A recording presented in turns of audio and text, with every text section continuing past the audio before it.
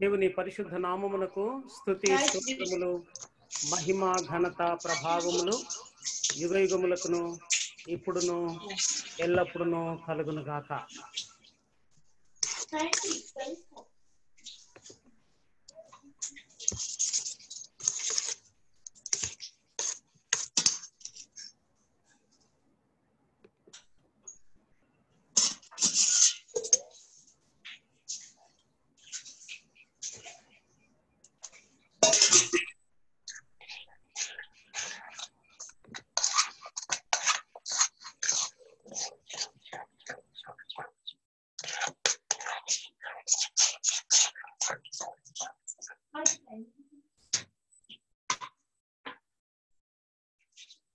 సరిపోయిందా నాన్న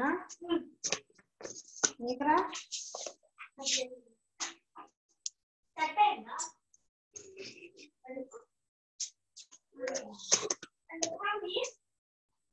ఆకలి ఆకలి అన్నారు కదా సరిపోయిందా పాస్టర్ గారు మీ జ్యోతి జ్యోతి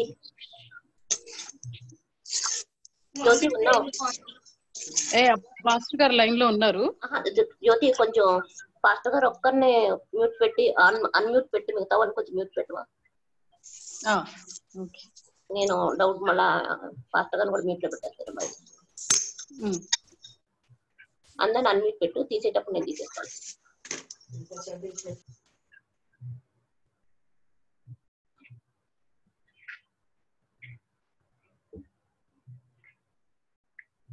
హలో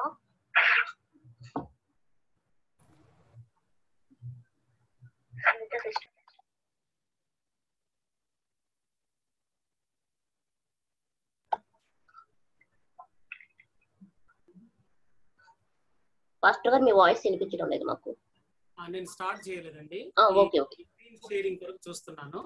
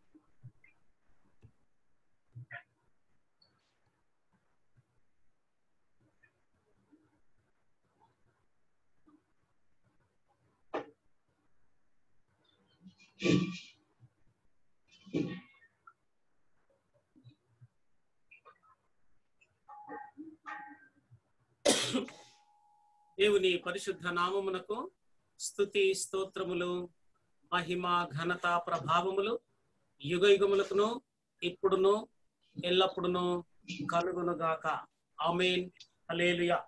ప్రియమైన దేవుని బిడ్డలారా, ఇండియాలోను అమెరికాలో నుండి ఇంకా ఆయా ప్రాంతాల్లో నుండి ఈ యొక్క సమయంలో ఈ ప్రేయర్ కాన్ఫరెన్స్ లో పాలు పొందుతున్న ప్రతి ఒక్కరికి మన ప్రభువును లోకరక్షకుడైన యేసుక్రీస్తు నామమున శుభములు దీవెనలు తెలియజేస్తున్నాను.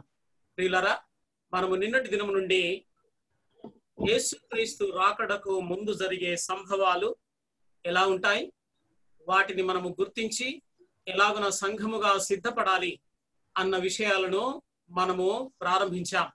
అందుకొరకు గాను దానియేలు గ్రంథము 2వ అధ్యాయంలోని రాజా, ఈ ప్రస్తుత కాలము జరిగిన పిమ్మట ఏమి జరుగునో అని మీరు ఆలోచించారు అంటూ దానియేలు చెప్పాడు.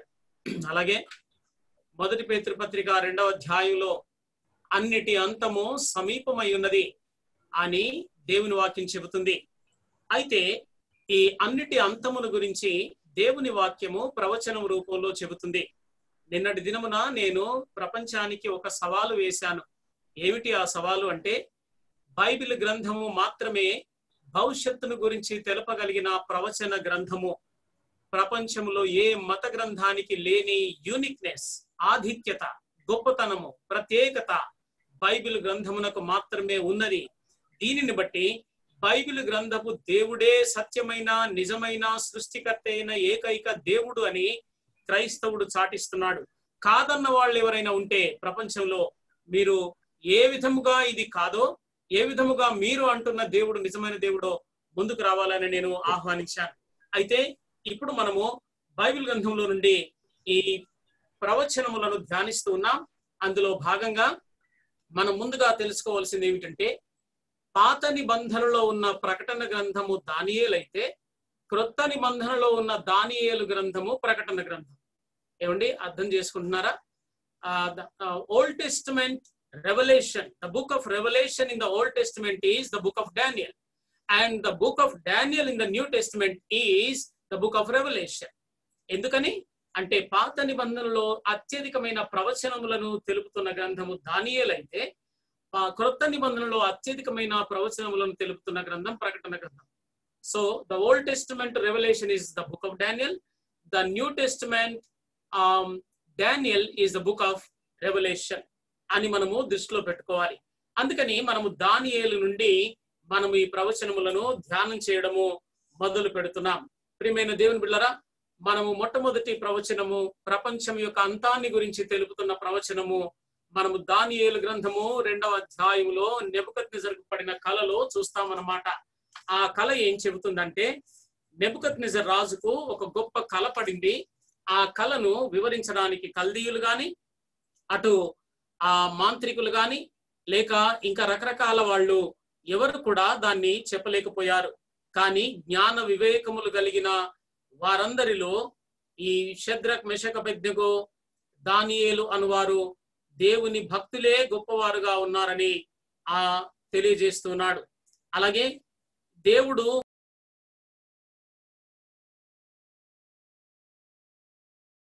ఆయన నియమించగోరుతాడో ఆయన నియమిస్తాడు, ఎవరిని తొలగించగోరుతాడో ఆయన తొలగిస్తాడు. ఇప్పుడు మనము ప్రవచనములను పరిశోధిస్తున్నాం. ప్రపంచ అంతమును గురించిన ప్రవచనములను బైబిల్ గ్రంథం ఏ విధంగా తెలియచేస్తుందో మనము ఒక అంశంతో ప్రారంభిస్తున్నాం. నెబుకద్నెజర్ రాజు కలలో ఆయన నిద్రిస్తూ ఉండగా ఒక గొప్ప విగ్రహాన్ని ఆయన చూడడం జరిగింది. ఆ మహా గొప్ప విగ్రహము ఆయన కలలోనికి వచ్చింది. ఆ విగ్రహము అత్యంత విచిత్రముగా ఉన్నది. ఏమిటి దాని ప్రత్యేకత అంటే, తల బంగారము శిరస్సుగా ఉన్నది. అలాగే చేతులు స్టమక్ వరకు, ఉదరము వరకు అది వెండితో చేయబడి ఉన్నది. అలాగే నడుము నుండి ఇత్తడితో చేయబడి ఉంది. తొడలు మరియు కాళ్ళ వరకు అది ఇనుముతో చేయబడి ఉంది. ఆ తర్వాత ఆ పాదములు అవి ఇనుము మట్టితో చేయబడి ఉన్నాయి. దీన్ని గురించి అటు శకునగాన్రైనా, గారడి విద్య గలవారైనా, మాంత్రికులైనా, కల్దీయులైనా ఎవరు కూడా దానిని జవాబు చెప్పలేకపోయారు అని మనం చూస్తూ ఉన్నాం. ప్రియులరా, ఆ విధముగా దేవుడు తన యొక్క సత్యమును తెలియచేయడానికి తన భక్తులను వాడుకున్నాడు. నిన్నటి దినమున నేను 16వ శతాబ్దంలో ప్రవచనము, ది ప్రొఫెసీస్ అని చెప్పిన నాస్ట్రడామస్ ప్రవచనములు వట్టివి అనియు, అలాగే 17వ శతాబ్దంలో ఇండియాలో పోతులూరి వీర బ్రహ్మేంద్రం గారు చెప్పినవన్నీ కూడా అబద్ధమనియు, ఈనాడున్న కరోనా వైరస్ గురించి వీరు ఎవరు కూడా చెప్పలేకపోయారని నిన్నటి దినమున నేను జ్ఞాపకం చేశాను. ప్రియులరా, అయితే ఇప్పుడు మనము బైబిల్ గ్రంథములో ప్రపంచ అంతాన్ని గురించి దేవుడు ఏ విధంగా సూచిస్తూ వచ్చాడో మనము పరిశోధిస్తున్న తరుణంలో ఈ యొక్క విగ్రహము అనున్నది కేవలము ఒక విగ్రహం కాదు. All the dreams and visions simply they are not literal ones, but they are allegorical ones. అంటే బైబిల్ గ్రంథంలో పోలికగా చెప్పబడినవన్నీ కూడా అవి అక్షరార్థమైనవి కాదు, అవి అలంకార ప్రాయంగా వ్రాయబడ్డాయి. ఇక్కడ బంగారు శిరస్సుగా చెప్పబడింది, ఏదో బంగారు విగ్రహాన్ని గురించి కాదు. వెండితో చెప్పబడింది, అది ఒక వెండిని గురించి కాదు, ఇత్తడితో చెప్పబడింది కూడా కాదు. ఇలాగున ఈ విగ్రహములో కనబడుతున్న ఈ పదార్థాలు అన్ని కూడా ఒక ప్రపంచ సామ్రాజ్యాన్ని చూపించబోతున్నాయి అన్నమాట. ప్రియులరా, అలాగున ఈ ప్రపంచ సామ్రాజ్యములో మొట్టమొదటిది బంగారము. ఈ బంగారు శిరస్సు బబులోనులోని నెబుకద్నెజరు సామ్రాజ్యం అని మనము చూస్తూ ఉన్నాం. ప్రియులరా, ఇది క్రీస్తుకు పూర్వము 5వ శతాబ్దంలో ప్రపంచ సామ్రాజ్యముగా ఉన్నది. ఈ ఎర్రగా మీ సెల్ ఫోన్ లో కనబడుతున్నవన్నీ కూడా ఆనాడు బబులోను సామ్రాజ్యం పరిపాలించిన స్థానం, ఆనాటి ప్రపంచ సామ్రాజ్యం అది. ఈ బంగారు శిరస్సు తామే అని చెప్పాడు దానియేలు. ఎందుకని? నిజముగా బబులోను సామ్రాజ్యాన్ని మనం గమనిస్తే ఈ సామ్రాజ్యము బంగారము వలె అత్యంత విలువైనదిగా, గొప్పదిగా కనబడింది.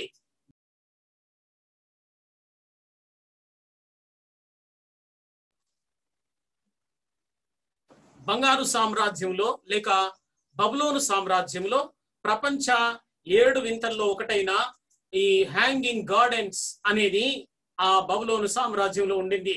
అలాగే ప్రపంచంలో ఉన్న ప్రజలందరికీ విస్తారమైన ఆహారము దొరికింది. ఏ విధమైన కరువు, అనారోగ్యములు లేకుండా ఆ సామ్రాజ్యము కొనసాగింది. అది మహా గొప్ప నాగరికత కూడా విలసిల్లింది అప్పుడే. మంచి మంచి కట్టడములు, డ్రైనేజెస్ ఈ బబులోను సామ్రాజ్యములో క్రీస్తుకు పూర్వం 500 సంవత్సరాల కాలంలో జరిగాయి. అలాగున ఈ బంగారు సామ్రాజ్యము మీరే అని రాజైన నెబుకద్నెజరుకు చెప్పాడు. ప్రియులరా, ఈ నెబుకద్నెజరు మీరు గమనిస్తే ఆ చిత్రంలో మొదటిగా ఈ ఇష్తార్ గేట్ అనేది మనకు మొదటిగా కనబడుతుంది. ఈ ఇష్తార్ గేట్ అనేది అష్టారోతు దేవతకు ప్రతిగా కట్టబడిన ద్వారం అది. అలాగే హ్యాంగింగ్ గార్డెన్స్ ఆ వెనకాల మీరు గమనిస్తే ఒక టెంపుల్ లాంటిది ఒకటి కనబడుతుంది. ఆ టెంపుల్ అది ఆ జగ్గూరత్ టెంపుల్, అనగా అది ఆనాడు అక్కడ ఉన్న దేవతకు కట్టబడిన దేవాలయం అన్నమాట. అలాగున బబులోను చరిత్ర మనకు తెలుపుతుంది. ఇక మీరు గమనిస్తే ఈ బబులోను చరిత్ర బైబిల్ గ్రంథంలో మనము తెలుసుకుంటే ఇది మొట్టమొదటిగా నిమ్రోద్ అనేవాడు స్థాపించిన పట్టణం లేక రాజధానిగా ప్రపంచ సామ్రాజ్యాన్ని తాను పరిపాలించడానికి ఈ యొక్క బబులోనును రాజధానిగా నిర్మించుకున్నాడు. ఆది కాండము 10వ అధ్యాయము 10వ వచనం. అది ఇప్పటి ఇరాక్ లోని బాగ్దాదుకు దక్షిణములో పడమటి వైపు 59 మైళ్ళ దూరంలో ఉంది. ఈ బాబేల్ అనే పదము వాస్తవానికి ఆ కల్దీయుల భాషలో ద గేట్స్ ఆఫ్ గాడ్స్ అని ఉందన్నమాట. దేవతల యొక్క ద్వారము అని ఉంది. ఎందుకు అది పెట్టారు అంటే ఆ రోజుల్లో దేవతలని పిలువబడుతున్న ఆకాశ మండలమందున్న దురాత్మలు తరచూ వచ్చి ఈ నిమ్రోదు స్థాపించిన ఈ పట్టణంలో సంబంధం కలిగి ఉన్నారు. ఆ పడిపోయిన దేవదూతలు తరచూ వచ్చి ఈ నిమ్రోదు పరిపాలనలో ఈ పట్టణానికి అలాగున తరచూ వాళ్ళు వచ్చి సందర్శించి వెళ్తూ ఉండేవారు. కాబట్టి ఈ పట్టణానికి గేట్స్ ఆఫ్ గాడ్స్ అనే పేరు వచ్చింది.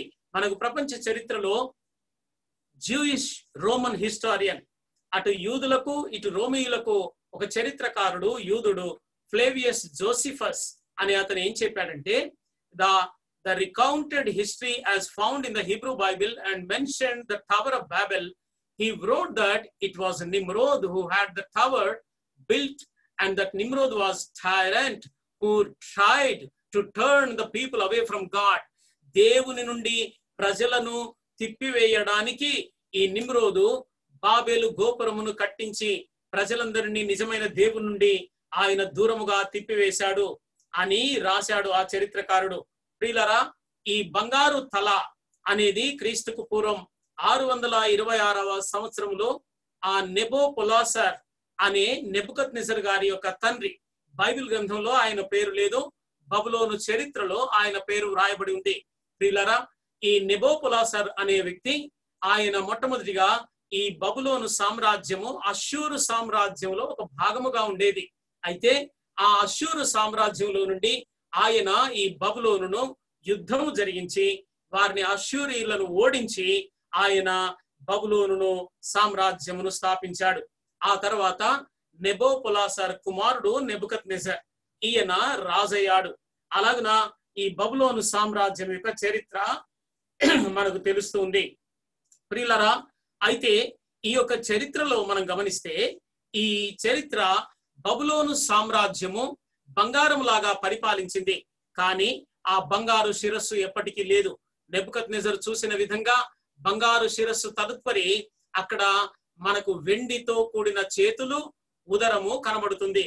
ఉదరము ఒక్కటే కానీ చేతులు రెండు, అనగా రెండు సామ్రాజ్యాలు కలిసి ఒక్కటిగా పరిపాలన చేశాయి. ఏమిటవి అంటే మాదీయ పారసీక సామ్రాజ్యం, మెడో పెర్షియన్ కింగ్డమ్. ఇది క్రీస్తుకు పూర్వము 559లో ప్రారంభమై అక్కడ నుండి మాదీయుల సామ్రాజ్యంతో కలిసి పరిపాలన చేసింది. ఇలాగున బంగారు శిరస్సు యొక్క కాలం అయిపోయింది. దాని తర్వాత మనము క్రిందికి వస్తే చేతులు వెండితో చేయబడ్డాయి. బంగారం కంటే కాస్త విలువ తక్కువైనది వెండి కనుక, అలాగున బబులోను సామ్రాజ్యము కంటే కాస్త తక్కువ విలువగా పరిపాలన చేసింది మాదీయ పారసీక సామ్రాజ్యం. ప్రియులరా, మాదీయుడు అనగానే బైబిల్ తెలిసిన వాళ్ళు దర్యావేషు రాజు గుర్తొస్తాడు. అలాగే పర్షియా పారసీక దేశము అనగానే మనకు రాజైన కోరెషు గుర్తుకు వస్తాడు. ప్రియులరా, ఆ విధముగా కోరెషు రాజు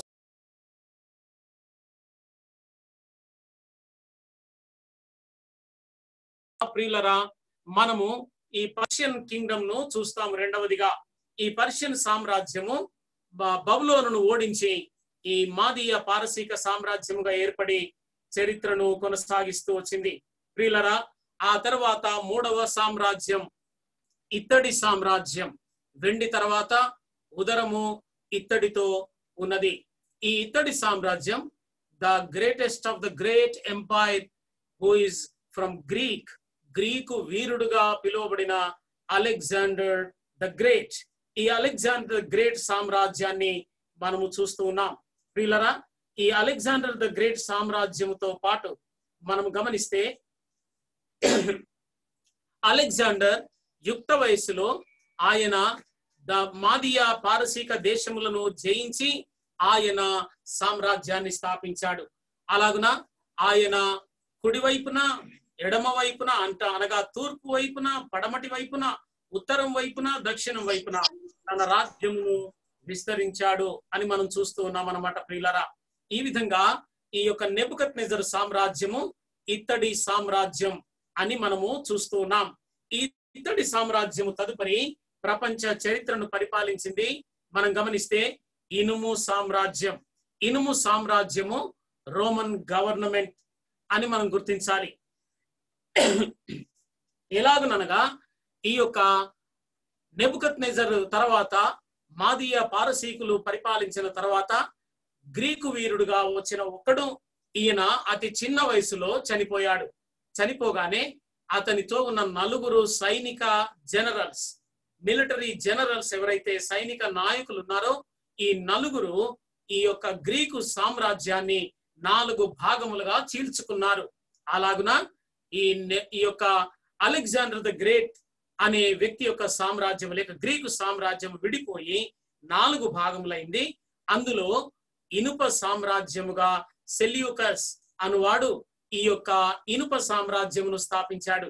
ఆ విధంగా రోమన్ గవర్నమెంట్ చరిత్ర ప్రారంభం లోనికి వచ్చింది. మనందరికి బాగుగా తెలుసు ఏమిటంటే యేసుక్రీస్తు ప్రభు ఈ లోకములో అవతరించే సమయానికి ప్రపంచాన్ని పరిపాలిస్తున్న సామ్రాజ్యం రోమన్ సామ్రాజ్యం. రోమన్స్ పరిపాలిస్తున్న సందర్భంలోనే యేసు ప్రభు ఈ లోకంలో పుట్టాడు. ప్రియులరా, అది ఇనుము సామ్రాజ్యం. ఇప్పుడు కాస్త జాగ్రత్తగా వినండి. మరొక 5 నిమిషాలే నాకు అవకాశం ఉంది. ఈ యొక్క ఇనుము సామ్రాజ్యం అయిపోయింది, కానీ ప్రపంచ సామ్రాజ్యం అంటూ ఇప్పటి వరకు మళ్ళీ ఏది రాలేదు.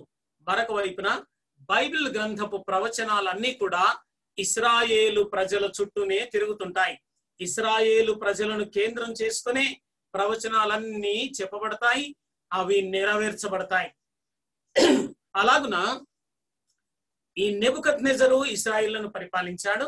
అలాగే మాదీయ పారసీకులు కూడా ఇశ్రాయేలును పరిపాలించారు. గ్రీకు సామ్రాజ్యము ఇశ్రాయేలును పరిపాలించింది. రోమన్స్ ఇశ్రాయేలును పరిపాలించారు. ఇక ఇశ్రాయేలును పరిపాలించిన సామ్రాజ్యము అప్పటి నుండి ఇప్పటి వరకు ఏ ప్రపంచ సామ్రాజ్యము లేదు. అయితే ఇక నెబుకద్నెజరు చూసిన విగ్రహములోని చివరి పాదముల భాగములో మనం ఉన్నాం. గమనిస్తున్నారా? అన్నిటి అంతము సమీపమై ఉన్నది అని మనం చూసాం. ప్రియులరా, ఆ విధముగా ఇప్పుడు మనము అతి త్వరలో చూడబోతున్న ప్రపంచ సామ్రాజ్యము ఇనుము ప్లస్ మట్టి కలిసిన సామ్రాజ్యము. అది ఇస్రాయేలును ప్లస్ ప్రపంచంలో అని అనేక దేశాలను ఏలబోతున్న దేశము. ఇనుము అంటే అతి కఠినమైనది, మట్టి అతి మెత్తనైనది. అంటే ఈ కఠినమైన సిద్ధాంతాలతో మట్టి లాంటి మెత్తనైన ప్రభుత్వం ఒకటి రాబోతుంది. ఇది కలవదు. నెబుకద్నెజరు చూసిన విగ్రహంలో ఈ ఇనుము మట్టి పొసగట్లేదు అన్నాడు. అంటే ఈ మట్టి లాంటి రాజులు కొందరు, ఇనుము లాంటి కఠినమైన ప్రభుత్వాన్ని చేసే రాజులు కొందరు కలిసి ప్రపంచ సామ్రాజ్యాన్ని ఏలాలి. మీరు గమనిస్తున్నారా? ఈ యొక్క విగ్రహం యొక్క పాదములకు 10 వేళ్లున్నాయి. 10 వేళ్లు అనగా 10 మంది రాజులు కలిసి పరిపాలించబోతున్న సామ్రాజ్యం అన్నమాట. అందులో కొందరు కఠినమైన రాజులు ఉంటారు, డిక్టేటర్షిప్ చేస్తున్న వాళ్ళు, నియంతృత్వాన్ని నడిపించే వాళ్ళు ఉంటారు. కొంతమంది ప్రజాస్వామ్యబద్ధంగా మట్టిలాగా మెత్తని ప్రభుత్వాలు ఉంటాయి. కానీ కఠినమైన దానికి మెత్తని దానికి పొసగదు కదా. అలాగుననే ఈ యొక్క ప్రపంచ సామ్రాజ్యంలో మనం ఎదుర్కోబోతున్న ప్రపంచ సామ్రాజ్యంలో 10 మంది రాజులు రాబోతున్నారు. ఈ విషయాన్ని ఇటు దానియేలు మరొక ప్రవచనంలో చూపించాడు. ప్రకటన గ్రంథంలో ఆ యోహాను కూడా ఈ 10 మంది రాజులను గురించి ప్రకటన గ్రంథం 17వ అధ్యాయము 9 నుండి 11 వచనాల్లో చెప్పాడు. ప్రియులరా, ఆ విధంగా అతి త్వరలో మనము ఇనుము మట్టి కలిసిన చివరి యుగములో మనమున్నాం. చివరి సామ్రాజ్యాన్ని మనం చూడబోతున్న తరుణంలో మనం ఉన్నాం. దేవుని బిడ్డలారా, దేవుని వాక్యము, దేవుడిచ్చిన దర్శనము ద్వారా దేవుని వాక్యం మనకేం జ్ఞాపకం చేస్తుందంటే, we are living in the last days of this world ruling. మనము ఈ యొక్క ప్రపంచం యొక్క చివరి దశలోనికి వచ్చేసాం. ఒకవేళ రాలేదు అని మనం అనుకుంటే ఈ విగ్రహంలోని ఈ భావం అంతా తప్పవుతుంది. దేవుడు క్రీస్తుకు పూర్వమే 500 సంవత్సరాల క్రితం ఈ యొక్క విగ్రహాన్ని చూపించి అన్నిటి అంతము సమీపమైపోయిందని చెప్పాడు. ప్రియులారా, రేపటి దినమున నీకు ఈ 10 మంది రాజులు ఎందుకు వస్తారు, ఎలా వస్తారు, వారి ప్రభుత్వం ఎలా ఉండబోతుంది అనేది మళ్ళీ కొద్ది నిమిషాలు జ్ఞాపకం చేస్తున్నాను. మెట్టుకు విశ్వాసులకు అర్థం కావలసిన విషయం ఏంటంటే, we are in the last days. అతి త్వరలో ఈ ప్రపంచం అంతం కావడానికి మనము చివరి యుగంలో ఉన్నాం. ఎందుకంటే ఇనుము మట్టి తర్వాత మళ్ళీ ఏదీ లేదు. ఇక దేవుని క్రీస్తు యొక్క పరిపాలన మాత్రమే రావాల్సి ఉంది. అందుకని ఈ విగ్రహంలో చివరిగా యేసు ప్రభు పరిపాలన ఎలాగున ప్రారంభం అవుతుందో రేపటి దినమున మీకు జ్ఞాపకం చేస్తాను. దేవుడు మనలందరినీ దీవించి ఆశీర్వదించును గాక. Over to the host.